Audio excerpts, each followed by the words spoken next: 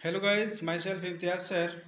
Today I want to teach you Open Skies English book, Standard 5 class, Chapter 9, The Other Boot. The Other Boot, today I want to tell you some difficult words and question answers.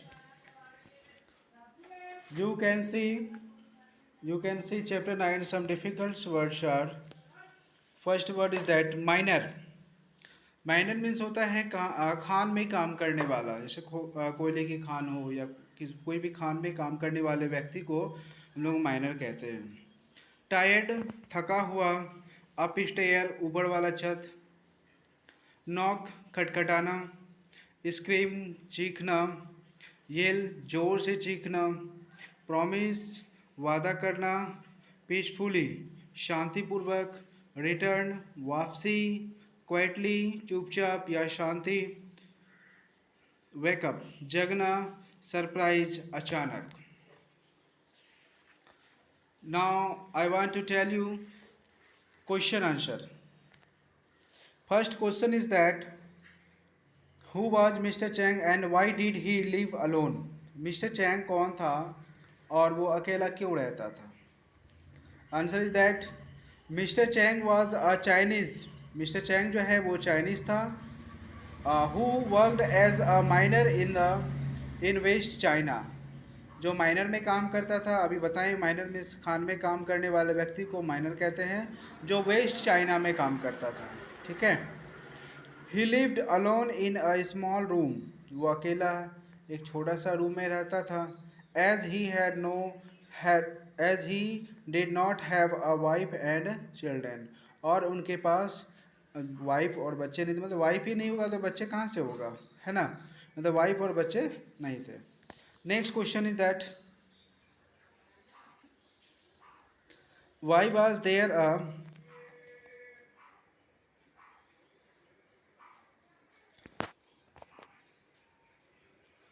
Why was there a great sound when Mr. Chang would throw his shoes?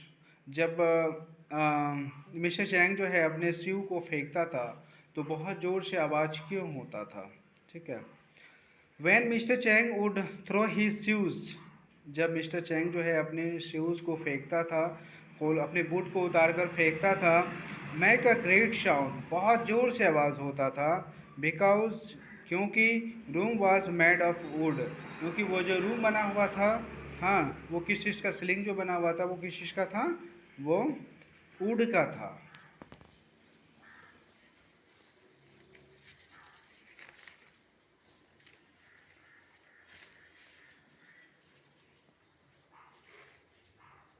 यहाँ ceiling तो नहीं दिया है, sorry roof तो नहीं दिया है, would का है, बट रूम दिया है वो वुड का है। ठीक है। Okay, let's see number answer. Why could the lady not sleep at night. वो लेडी जो थी, बूढ़ी लेडी जो है, वो रात में क्यों नहीं सोती थी। The lady not sleep at night because she was waiting for the next boot to fall. वो रात में इसलिए नहीं सोती थी क्योंकि वो दूसरे बूट गिरने का इंतज़ार करती थी, है ना। ऐसा इसलिए बच्चों क्योंकि वो जो बूट फेंकता था मिस्टर चैंग, वो बहुत लाउडली बूट फेंकता था और वो बहुत साउंड करता था। इस कारण से जो है वो लेडी जो है, बूढ़ी लेडी जो है, वो दूसरे बूट इंतज़ार करने में वो रात में नहीं सो पाती थी। For D number question, what did Mr. Chang do when he remembered his promise made to the old lady? ठीक है। मिस्टर चैंग को क्या याद आता है, मतलब क्या वो प्रॉमिस किया था सुबह में उस बूढ़ी लेडी से, उसे क्या याद आता है, देखिए आगे। When he remembered the promise he made that morning, हाँ, जब उसे याद आता है सुबह में कि वो मॉर्निंग में वो वादा की थी लेडी से, वो बूढ़ी लेडी से। Then he quietly took off the other boot and went to sleep. तब जो है वो दूसरे बूट को बहुत स्लो से, मतलब बहुत धीरे से, शांति से खोलता है और वो चुपचाप सोने चला जाता है। ठीक है। तो इसका मतलब क्या हुआ, वो पहला बूट, फर्स्ट बूट जो वो खोला था, उसको जो थ्रो किया था वो बहुत ज़ोर से फेंका था, है ना।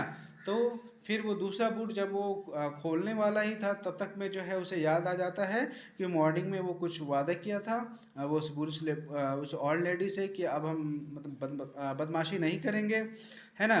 तो इस कारण से उसे याद आ जाने के कारण से वो दूसरे बूट जो है वो धीरे से खोलता है और उसे धीरे से रख करके वो सोने चले जाता है। क्योंकि आपको पता है, क्योंकि वो मतलब बूट खोलने के बाद वो फिर बहुत गंदे तरीके से गाना गाता था, बैड ट्यून होता था और वो लाउडली गाना गाता था। चलिए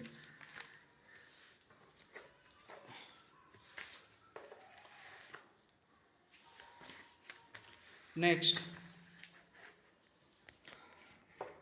next 2 number point guys, you are looking true or false. Mr. Chang did not have a wife and children. Yes, true. Mr Chang के पास वाइफ और बच्चे नहीं थे। True. Mr Chang promise the old lady to let her sleep peacefully at night. True. Mr Chang जो है उस बूढ़ी lady से वादा करता है कि अब उसे रात में उसे शांति से सोने देगा। An old lady lived just above mister Chang's floor. No, false. Mister old lady जो थी वो नीचे रहती थी, डाउन फ्लोर में रहती थी, और वो जो रहता था मिस्टर चैंग जो है वो अप फ्लोर पे रहता था। ठीक है। Mr Chang use to take off his boots and falls होगा। ठीक है। D number, Mr Chang use to take off his boots and keep them on the floor without making any sound. ठीक है, ये भी फॉल्स होगा। ऐसा इसलिए मिस्टर चैंग जो है वो बूट को खोलता था, उसे बहुत ज़ोर से फेंकता था और इस कारण से बहुत ज़्यादा जो है साउंड होता था। Let's see 3 number point. Complete the sentence with the words from the lesson. The old lady asked Mr. Chang not to throw his boots on the floor.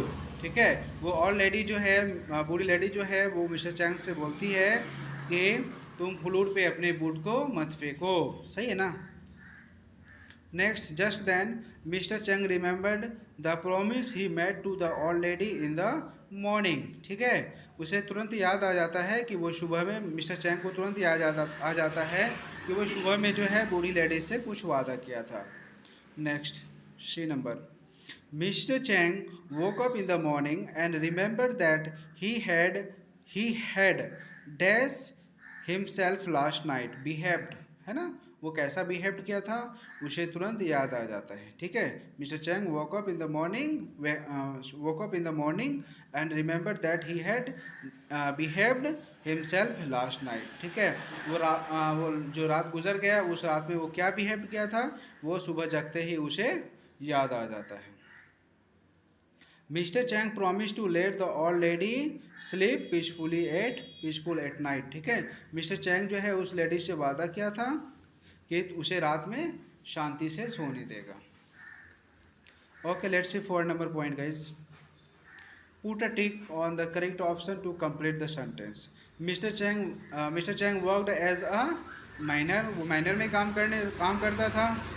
B number, the